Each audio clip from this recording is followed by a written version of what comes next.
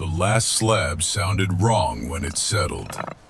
Not heavy, not loud. Final. Miriam Vale stood with blood in the cracks of her knuckles, one boot sunk in frozen clay, and listened as 7 feet of dark river stone closed itself into a wall. On the other side of the slab, her mother leaned on the wooden lever and fought to breathe without showing it. Neither woman smiled. Neither woman said a prayer. They had stopped wasting breath on anything the wind could steal. The wall ran in a broken horseshoe around the south face of a black shale bluff in Montana Territory, 7 feet high, 30 inches thick at the bottom, narrower at the top because Miriam had learned that a wall did not need to look pretty. It only needed to stand. From the road, it looked like a pen built for nothing. From town, it looked worse. It looked like a grave that had not yet chosen its dead. That was why Eben Marlowe reined in at the lane and stared for a long time before he spoke. He owned the debt on Miriam's land. He owned the store account that had kept her in flour. He owned enough of Bitter Creek that men lowered their voices before they disagreed with him.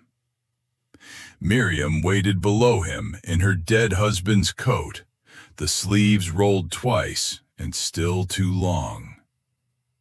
Marlowe looked at the stone, then at the woman who had built it, and he said, "Mrs. Vale, you made yourself a tomb." He turned his horse before she could answer, but Miriam was not looking at him anymore. She had stepped through the gap where a gate would go. Inside the wall, the wind disappeared from her skin, not from the world. She could still hear it clawing over the top stones, but inside the enclosure, the air held still. She crossed to the dark bluff and pressed her palm against the shale. It was not warm. Winter does not give warmth away that easily, but it was less cold than the air. Enough less that her breath slowed. Enough less that the little thermometer in her pocket stopped being an idea and became a witness. Everyone in Bitter Creek thought she had built a monument to grief. Miriam knew better. She had built a place where the sun could be remembered after dark. 3 years earlier, she had arrived in Bitter Creek with a sick husband, a cedar trunk of books, and the stubborn belief that a climate could be negotiated with if a person learned its terms. Jonah Vale had been a schoolmaster in Iowa. He had loved maps. He had loved clean chalk lines. He had loved the West before the West had ever been cold under his feet. A doctor in Des Moines told him that the damp winters were working against his lungs. Dry mountain air, the doctor said, might give him more time. Not recovery, not certainty. Time. Miriam heard that word and packed as if time could be folded into shirts and carried west. The land they bought was what they could afford. 20 rough acres outside Bitter Creek. Too much rock for wheat. Too much wind for comfort. Too little topsoil for any farmer with a choice. But at the south edge stood a black shale bluff that caught the afternoon sun like a stoveplate. Marlowe had laughed when Jonah asked why the price was so low. "No water worth naming," he said, "and that rock throws shade half the morning." Jonah saw failure. Miriam saw a surface that held light after the air lost it. She did not yet know what that meant, but she kept it. She kept observations the way other women kept coins. Jonah taught school for 11 months, By the 12th, he was teaching from a chair. By the winter after that, Miriam could hear death in the pauses between his coughs. He died before the thaw. The town was kind for 2 weeks. Casseroles arrived. Firewood appeared by the door. Women stood in her cabin with careful faces and told her she was young enough to begin again somewhere sensible. Their kindness had a shape. Sell the land, take a room, teach children, keep house for a family with a spare bed. Let Bitter Creek place her into a category it understood. Miriam thanked them and did none of it. Instead, she opened Jonah's books. They were not sentimental books, a territorial survey printed by a government office, a farmer's annual from 1879 with cracked corners, a mining engineer's manual with a chapter on frost and rock, an old gardening pamphlet written for railroad camps where spring arrived late and left early. Jonah had bought them because he believed learning came before building. After he died, Miriam read them because building was the only argument left. She learned that dark stone absorbs heat faster than pale stone. She learned that still air loses less heat than moving air. She learned that cold kills less by temperature alone than by wind. She learned that water sometimes travels through seams a person can only see when the light hits the rock sideways. Most of all, she learned that land was rarely one thing. A field could be hostile at the road and useful at the cliff. A valley could be frozen in one pocket and alive in another. A place everyone called useless might simply be unread. So she started reading. Not with her eyes alone, with her hands, with buckets, with string, with a borrowed surveyor's level and Jonah's schoolroom ruler.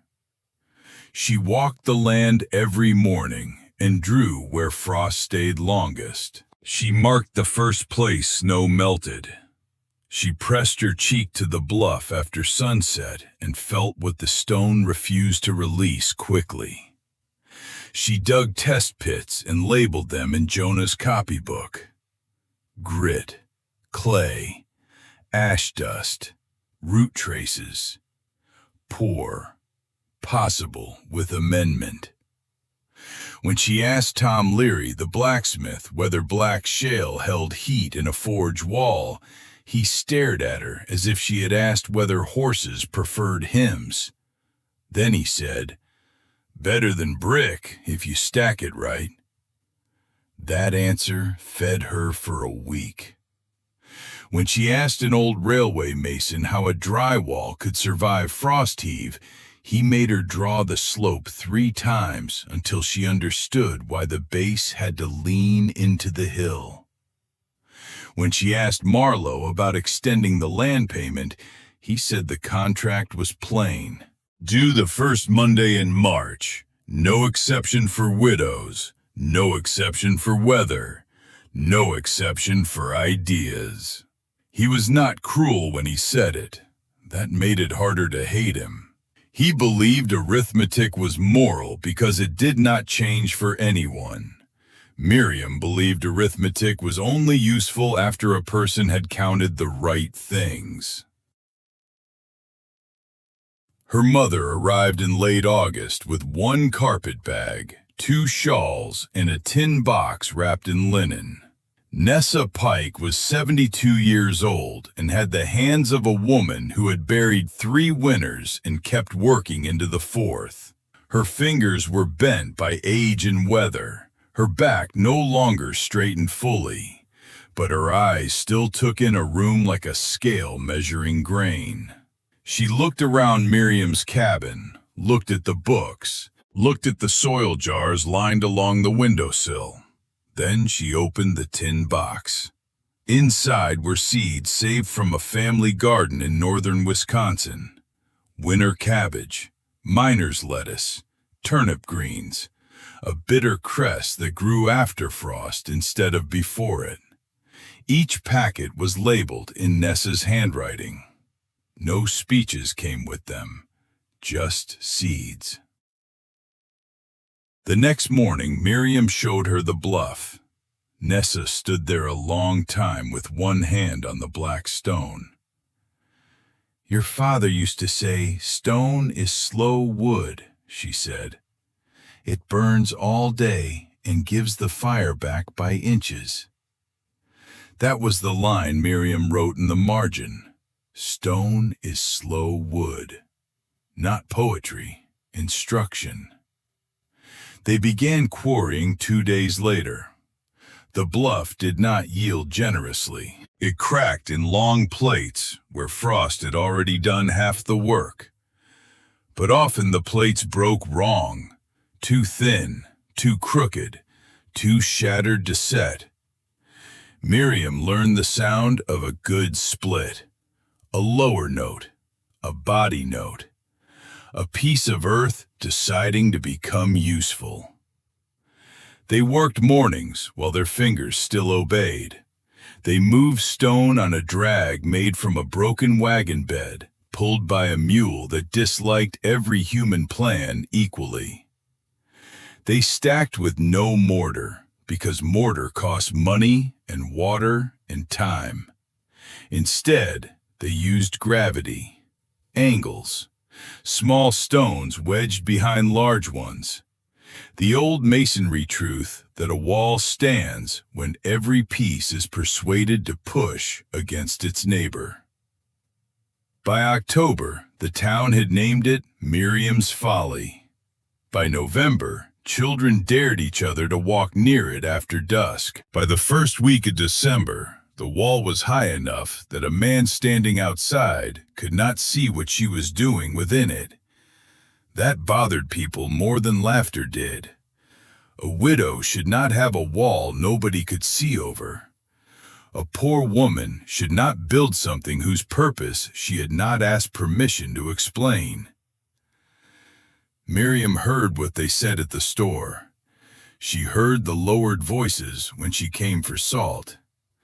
She heard Mrs. Calder, the preacher's wife, say that grief can turn pride into a sickness if no one corrects it. Miriam bought the salt. She bought lamp wick. She did not buy sugar. Sugar belonged to a future she had not yet earned. The gate frame went in on the day the first hard freeze locked the creek edge solid. Marlowe rode out that afternoon. That was when he called it a tomb. And when he left, Miriam stepped inside and found the first proof. Still air. A stone face less cold than the sky. A pocket of winter interrupted. Not defeated, interrupted. That was enough. Because a seed does not require mercy. It requires a margin.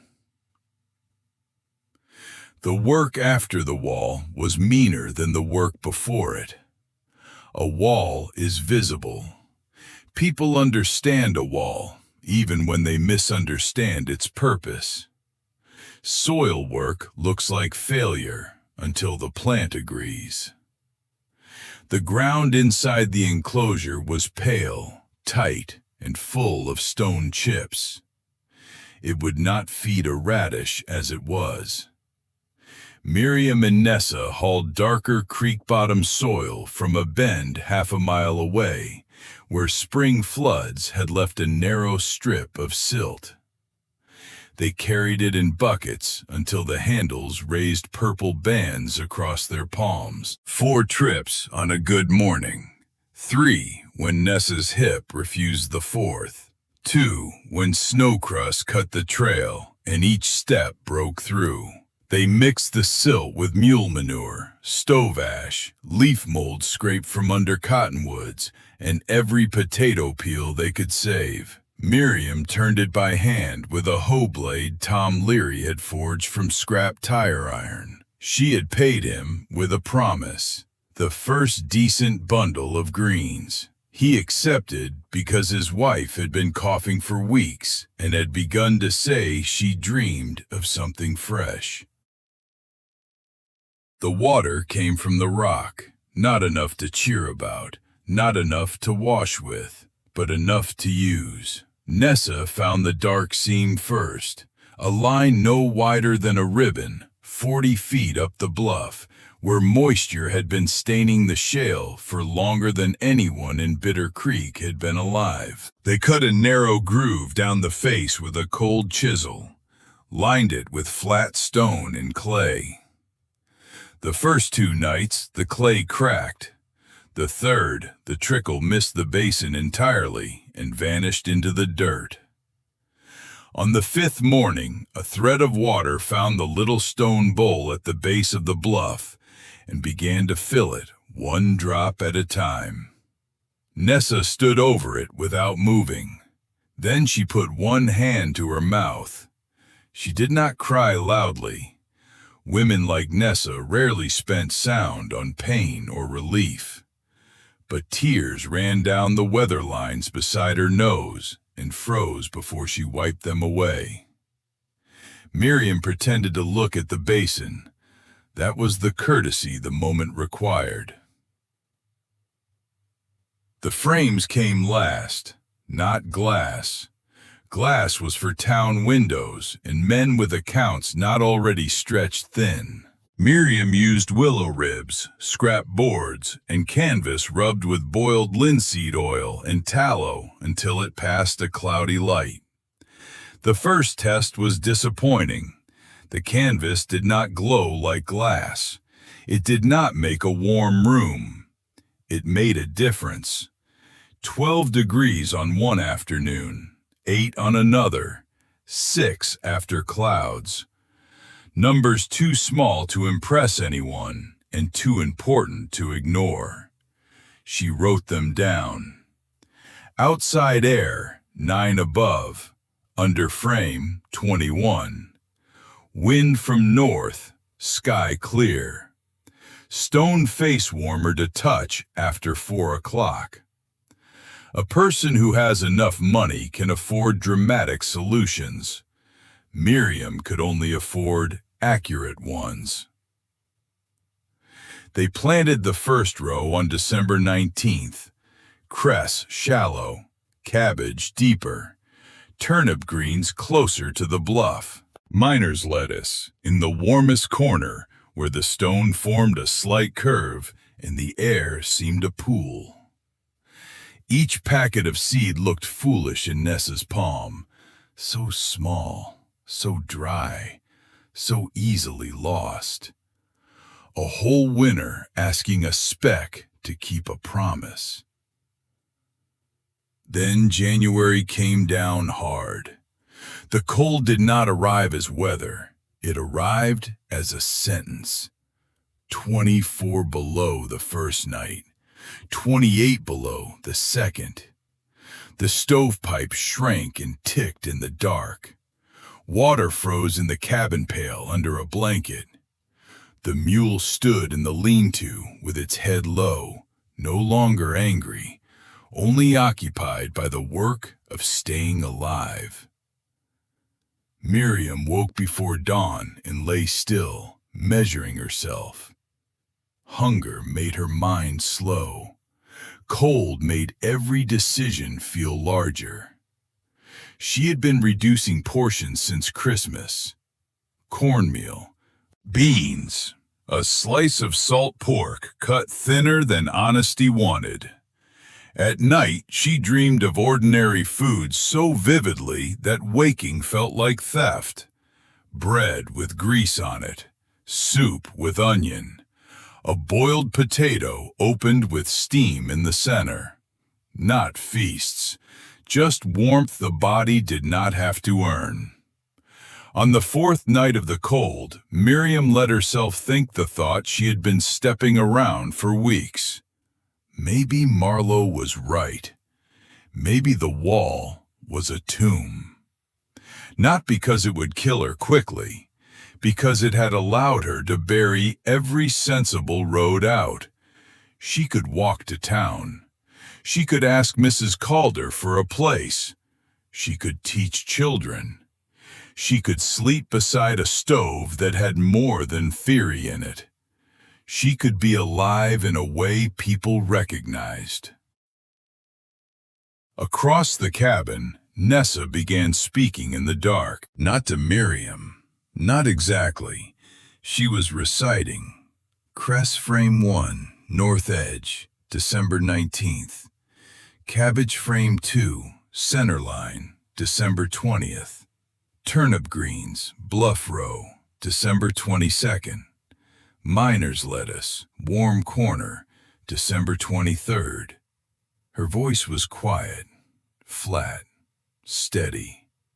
She had memorized the plantings, all of them. The old woman was not comforting her daughter. She was naming what still existed.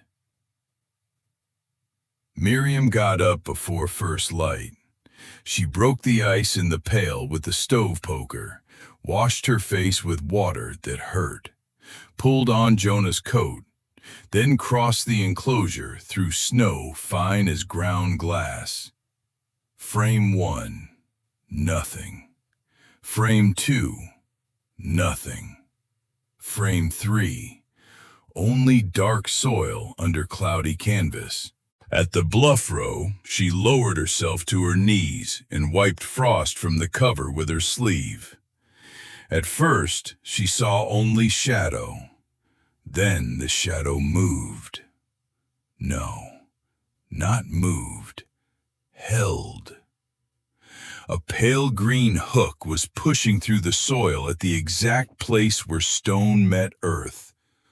One seedling, then another beside it, small enough that a breath could have ended them, strong enough to make the whole wall honest.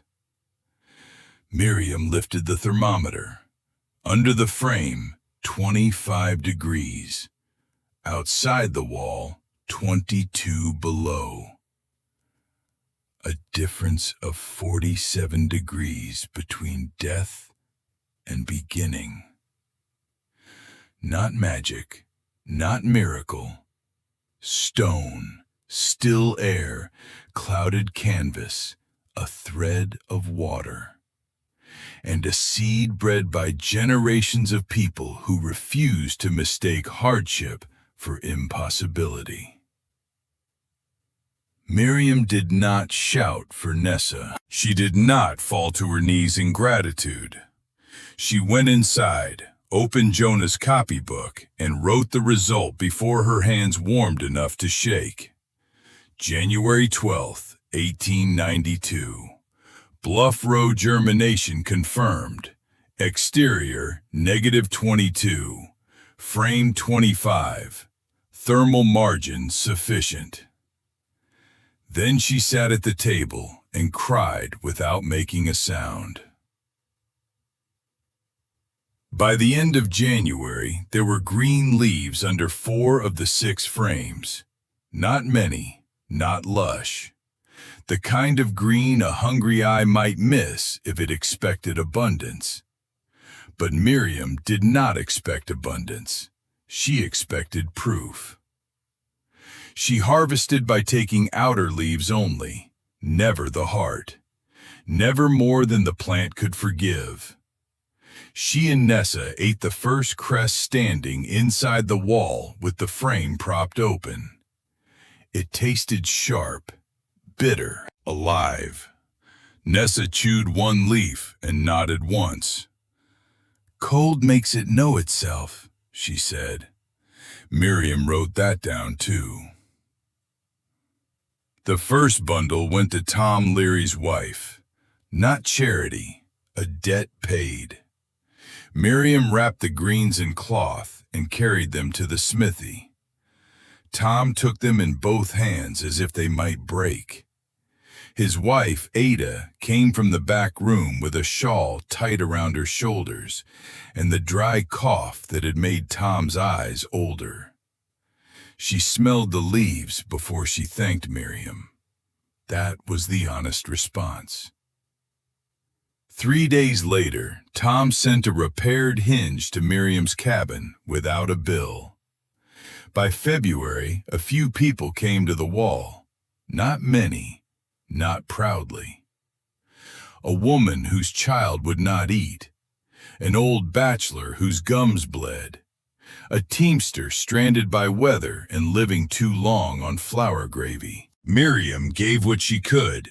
Sometimes that was a handful, sometimes a bundle, sometimes only instructions. Eat this raw, boil that one, save the stems, do not waste the water.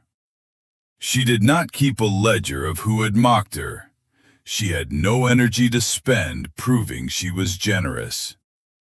The plants had to be counted, the weather had to be read. The basin had to be cleared of ice twice a day. Survival, she was learning, is mostly the refusal to let the dramatic task distract from the necessary one. Then the blizzard closed the road. It came in the last week of February. 2 days before it arrived, Miriam saw the signs. The pressure in her ears. The wind turning east for no good reason.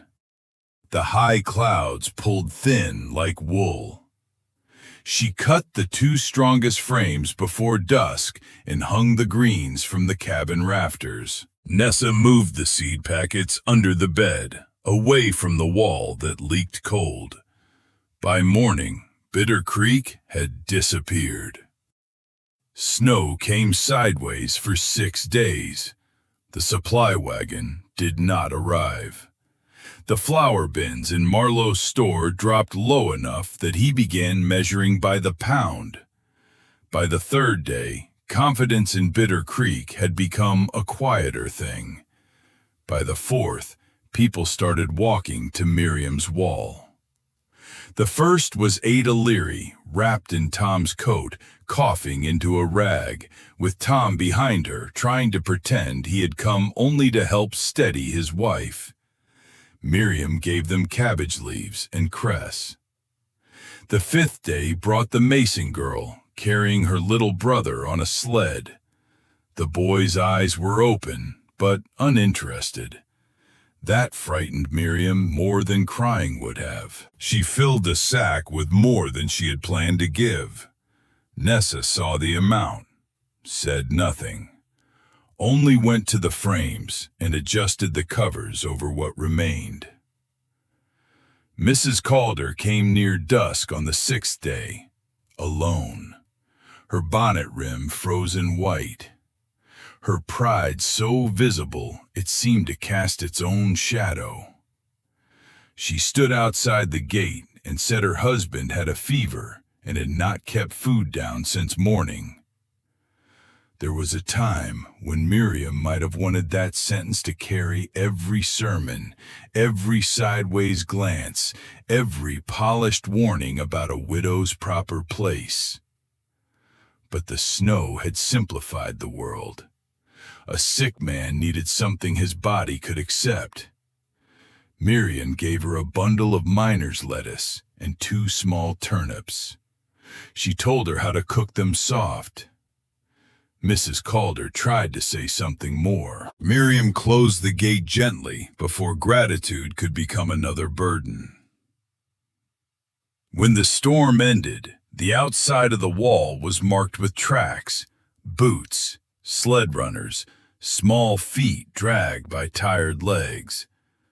The evidence of a town changing its mind, one hungry household at a time. Miriam climbed the wall at sunset and looked down at the enclosure. The frames were bowed but standing. The stone basin still held water. The bluff rose dark behind it all, its face catching the last red of the day. She realized then that the wall had stopped belonging only to her. That frightened her almost as much as failure had. March did not bring relief. It brought a new problem. The supply wagon came late with news that a damp rot had spoiled seed grain in 2 storage sheds near Helena. What reached Bitter Creek was half of what the town had ordered. Half would not plant the common acreage. Half would not feed families through another winter. Bitter Creek had survived the storm only to discover that spring could be dangerous too. Marlowe came on foot this time. That was the first thing Miriam noticed. No horse, no height, just Eben Marlowe in black mud, walking up the lane with his coat hem wet and his face more tired than important. He stepped through the gate and removed his hat. For a long moment, he did not speak. He looked at the frames, at the green rose, at the basin, at the dark wall that had been called a tomb, and had somehow become the only place in Bitter Creek where spring had already started. "You heard about the seed," he said. Miriam nodded. He gave the numbers plainly. So many bushels short, so many acres unplantable, so many weeks before another order could come. He was not asking for pity. He was bringing her the size of the problem because he had finally understood that size mattered to her. Miriam went into the cabin and came back with Jonah's copybook. The pages had swelled from damp and use. The cover was stained with ash. She opened to the seed lists, not the planted seed, the saved seed. Cress from the first January cuttings, cabbage from the warm frame, turnip greens selected from the plants that held longest under cold, miner's lettuce seed dried in paper over the stove. She had saved less food in order to save continuation. That choice had made her hungry in February. Now it made her useful in March. "It will not plant your fields," she said, "but it will plant gardens close to walls, sheds, south fences, stone piles, anything that holds heat. 12 families first, more by May if they save seed instead of eating every leaf." Marlowe looked at the book, then at her. Before he could answer, Nessa came from the cabin carrying a tray of starts. Each one was rooted in a little cylinder of birch bark, packed with amended soil. Tiny green plants, 2 inches tall, some less, alive with the insolence of things that had no business surviving and had done it anyway. Nessa set the tray on the flat stone by the gate. She did not explain. The tray explained.